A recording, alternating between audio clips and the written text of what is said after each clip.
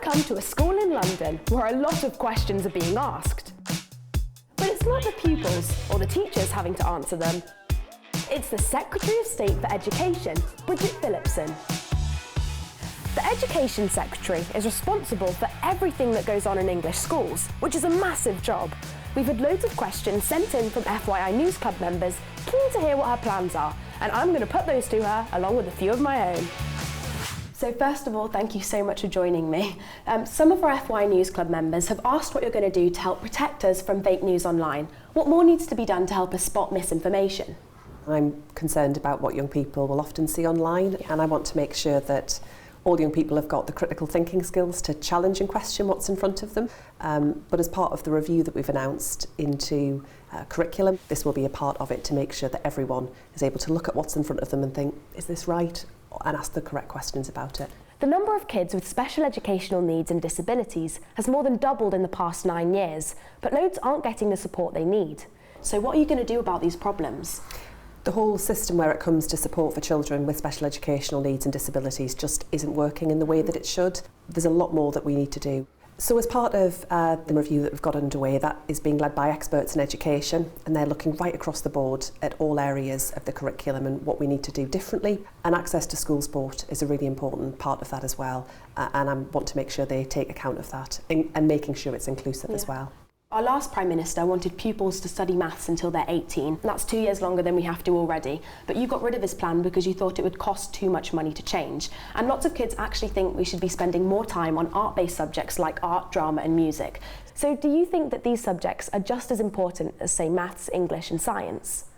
I do. My concern is that at the moment, it's often just parents who can afford to pay for extras where their children get that music lessons or drama or sport, and I want it to be accessible and available to all of our young people.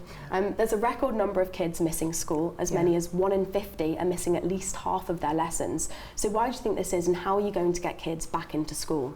I am really worried about it, and I know that for some young people they face lots of challenges. It makes it harder for them to feel that they want to be in school.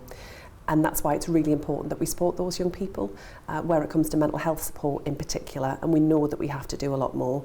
Some kids don't even have a choice whether to be in school or not, like FYI viewer Eva.